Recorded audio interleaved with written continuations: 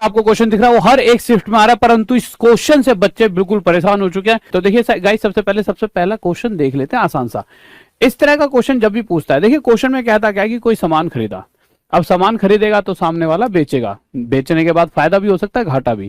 Question कह देगा भाई साहब 436 में बेचा तो उसे हो गया घाटा, और 464 में बेचा तो उसे हो गया फायदा। इस तरह से क्वेश्चन में कह देगा, ठीक बात है। यानी पर ये और कहेगा कि जितने का फायदा हो रहा है उतने का ही घाटा हो रहा है। जब भी ये बात कह दे आपको ना कुछ भी नहीं करना, आप सिंपल क्या करोगे, आपको क्या निकालना होता है, कितने में सामान खरीदा। तो आप 436 464 को जोड़ोगे, 6 4 10, 6 3 9 और 1 10 का 0 हासिल, ये हो गया 900। जो भी वैल्यू आएगी उसे 2 से डिवाइड कर देंगे और यह वैल्यू आ जाएगी 450। ये हो गया हमारा जितने हमने सामान खरीदा है। इसी का अगला क्वेश्चन अगर हम करते हैं जैसे ये वाला, और ऐसा नहीं है सिर्फ इतने आसान आएंगे, थोड़े से टफ भी आते हैं। जैसे ये वाला क्वेश्चन है, कह रहा है कि एक बार इसमें बेचा, एक बार इसमें, एक बार फायदा घाटा दोनों बराबर, तो कितने में खरीदा। तो निकाल देंगे, कैसे निकालेंगे, दोनों को जोड़ लेंगे मेरे भाई, कितना बन जाएगा 976। 976 को मेरे बच्चों 2 से डिवाइड कर दें, 2 4 जाए 2 8 16, 2 8 जा 16, 488 हमारा आंसर आ जाएगा। आगे चलते गाइस, देखिए तो इस क्वेश्चन पर आए तो क्वेश्चन कह रहा है एक बार 310 में बेचा, एक बार 230 में। वही बात है, जितना फायदा उतना ही घाटा। तो सबसे पहला केस, दोनों को जोड़ेंगे, दोनों को जोड़ते कितना आ गया 540, 540 का आधा कर देंगे कितना आ जाएगा 270। यानी अप्रोक्स सामान जो है मतलब प्रॉपर तरीके से 270 में खरीदा गया होगा। तो यहां से तो आ गया खरीदने का मूल्य। अब क्वेश्चन कह रहा है एक और कंडीशन ले लेते हैं, अगर ये जो सामान 270 में खरीद रहे हैं, अगर उसमें 180 में बेच रहे, कितने बेच दे 180 रुपए बेच देते हैं, ठीक है। तो कितने का उसपे फायदा है, घाटा होगा। तो 180 में बेच रहे हैं तो सूखा सूखा घाटा दिख रहा है। कितने घाटा दिख रहा है मेरे प्यारे बच्चों, 90 का। तो 270 पे 90 का घाटा, प्रतिशत के लिए मल्टीप्लाई 100, यही करते हैं। पर 100 मल्टीप्लाई करने की कोई भी जरूरत नहीं है। क्यों जरूरत नहीं है, देखिए 0 से 0, 9 से 1 पर, 9 से 3 पर, 1/3 मेरे प्यारे बच्चों कितना होता है 33 है, 1/3%। कितने आसानी से हमने इसका जवाब दे दिया। अगले क्वेश्चन पर चलते हैं। क्या हमेशा इसी तरह के क्वेश्चन आएंगे, 2 को जोड़ो डिवाइड से कर दो, 2 चीजें जोड़ी और 2 से डिवाइड कर दिया, नहीं। अब चीजें बदलने वाली हैं। क्यों बदलने वाली हैं उस पर ध्यान देते हैं। हमने कोई सामान खरीदा, एक बार हमने इतने में बेचा, एक बार हमने इतने में बेचा। इस बार कह रहे हैं जितने का घाटा है उससे 3 गुना फायदा हो रहा है, जितने का घाटा है उससे 3 गुना फायदा होगा। अब क्या किया जाएगा, अगर आप देखो तो भाई एक का घाटा, अगर 1 रुपए का घाटा है तो 3 रुपए का फायदा, यानी इस वैल्यू से इस वैल्यू का गैप 1 और 3 4 का होना चाहिए। अगर 1 का मैं घाटा लेकर चलता हूं तो फायदा 3 का होगा, परंतु वास्तविक गैप यहां से लेकर यहां तक कितना है 10 का। तो ये जो गैप है 4 का ना होकर 10 का होगा, इससे 2.5 गुना ज्यादा। तो इसी प्रकार जो ये घाटा है वो भी 1 ना होकर 2.5 गुना ज्यादा, कितना होगा 2.5 रुपए का। ये एक्चुअल वैल्यू आ गई। अब तो इतने में बेचा 2.5 रुपए का घाटा, तो इसमें 2.5 जुड़ जाए तो 41.5 रुपीज में सामान खरीदा गया होगा, यानी कि ये 41.5 लाख। अगले क्वेश्चन पर, जैसा कि ये क्वेश्चन दे रखा है, इस क्वेश्चन में क्या कहा गया, सामान खरीदा, खरीद लिया, एक बार 450 में बेचा, एक बार 900 में बेचा। जितने का घाटा है उससे फायदा डबल है। देखा जाए तो 1 और 2 3 का गैप है।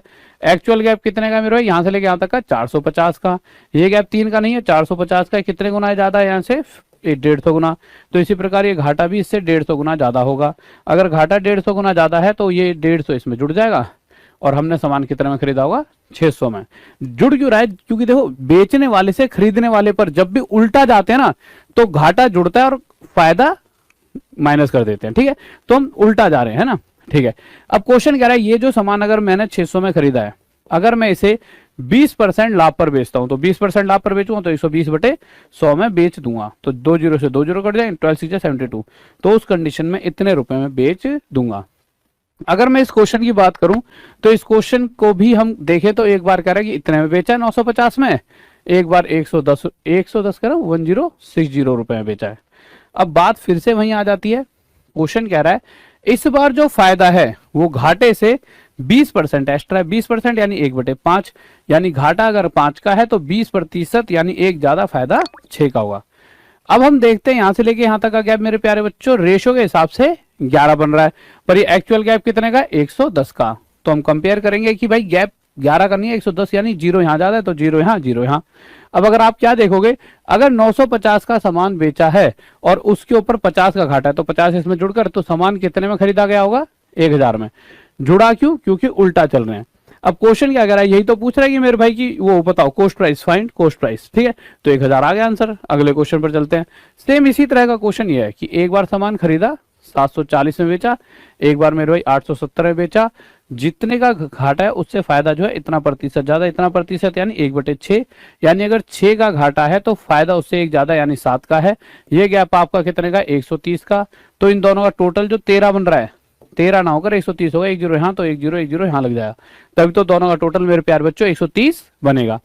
अब इस 740 में से 60 जोड़ दो, ये हमारा आ गया 800, ये हमारा क्या हो गया आंसर। अब ये थोड़े से उससे अलग क्वेश्चन होते हैं जो आपके बहुत ज्यादा पूछे जा रहे हैं। इन क्वेश्चनों में क्या होता है, इन क्वेश्चनों में वो दोनों बार बेचता है, बेच तो पहले भी रहा था दोनों बार, परंतु इन क्वेश्चनों में कुछ अंतर आ जाता है, वो दोनों बार ही फायदा ले रहा है। पर फायदे की अगर बात करूं तो दोनों बार फायदा बराबर हो रहा है, पहले घाटा और फायदा था, इस बार दोनों बार फायदा है। मैं कह दूं एक का फायदा पहले हो रहा था तो यहां बेचने पर डबल का फायदा हो रहा है। अब आप ये समझ सकते हो यार, इतने बेचूंगा तो 1 रुपया मिलेगा और इतने बेचूंगा तो 2 रुपये, यानी 1 रुपया और मिल जाएगा। भाई ये इतने रुपए और ज्यादा होगी, ठीक है।